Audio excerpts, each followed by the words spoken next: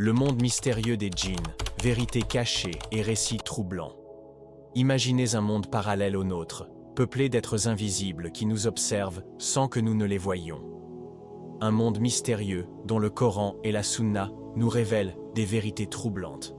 Les djinns existent, ils vivent parmi nous, et certains d'entre eux peuvent influencer nos vies de manière insoupçonnée. Qui sont-ils vraiment? Quels sont leurs pouvoirs?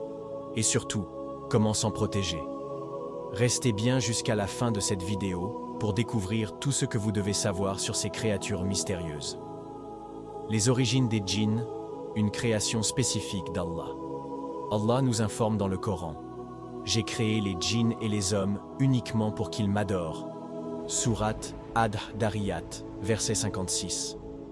Les djinns, tout comme les humains, sont dotés de libre arbitre et seront jugés pour leurs actions le jour du jugement. Ils ont été créés avant nous, à partir d'une flamme de feu pur. Et quant aux djinns, nous l'avions auparavant créé d'un feu d'une chaleur ardente. Sourate Al-Hijr, verset 27. Parmi eux, il y a des croyants pieux et des mécréants pervers, tout comme chez les hommes.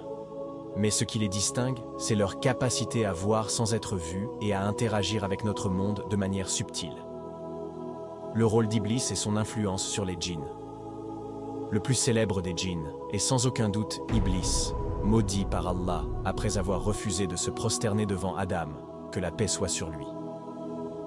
Qu'est-ce qui t'a empêché de te prosterner quand je te l'ai commandé? Il répondit: Je suis meilleur que lui.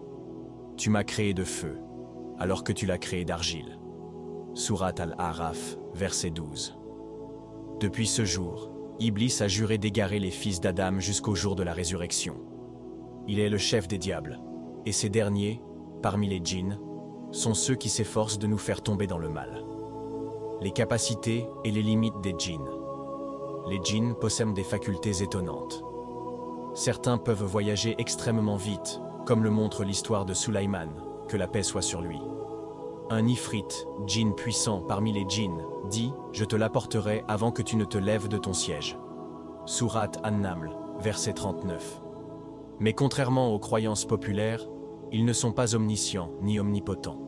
Ils n'ont pas accès à la connaissance de l'invisible, comme l'a prouvé la mort du prophète Sulaiman, que la paix soit sur lui, que les djinns n'avaient pas remarqué avant que son bâton ne tombe. Sourate Saba, verset 14. Les possessions et leurs signes. Certaines personnes peuvent être possédées par des djinns. Les signes d'une possession incluent des cauchemars fréquents et effrayants, des comportements anormaux, crises de rage inexpliquées, une aversion soudaine pour le Coran et la prière, une force physique inhabituelle.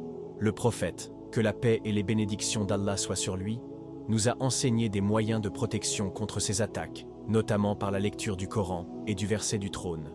Ayat al-Kursi, Sourate Al-Baqarah, verset 255. L'histoire d'Abu Huraira et du djinn. Une nuit, Abu Huraira, qu'Allah l'agrée, fut chargé de surveiller la zakat. Un djinn, prenant forme humaine, tenta de voler. 3 fois il fut attrapé et relâché, jusqu'à ce qu'il révèle: Récite Ayat al-Kursi chaque nuit, et aucun démon ne t'approchera jusqu'au matin. Lorsque Abu Huraira rapporta cela au prophète, que la paix et les bénédictions d'Allah soient sur lui, celui-ci lui répondit: Il t'a dit la vérité, bien qu'il soit un menteur. Sahih al-Bukhari. Comment se protéger des djinns? Voici des méthodes puissantes pour se préserver.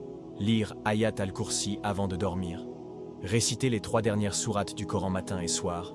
Dire Bismillah en entrant chez soi et avant de manger. Éviter les endroits connus pour être fréquentés par les djinns. Toilettes, ruines isolées. Se prémunir par la prière et le dhikr constant.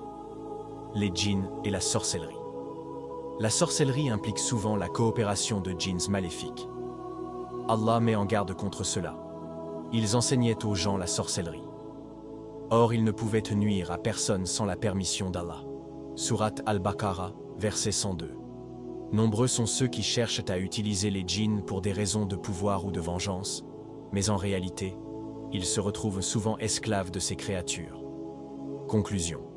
Une prise de conscience nécessaire. Les djinns font partie de la création d'Allah. Certains nous veulent du bien, d'autres nous veulent du mal. Mais tant que nous nous accrochons au Coran et à la Sunna, ils ne peuvent rien contre nous. Si ce sujet vous intéresse et que vous souhaitez en savoir encore plus sur les djinns et leurs mystères, je vous invite à partager et vous abonner. C'est le meilleur moyen de soutenir ce travail et d'aider d'autres personnes à se protéger grâce à ces connaissances essentielles. Qu'Allah nous protège tous contre le mal des djinns et nous renforce dans notre foi.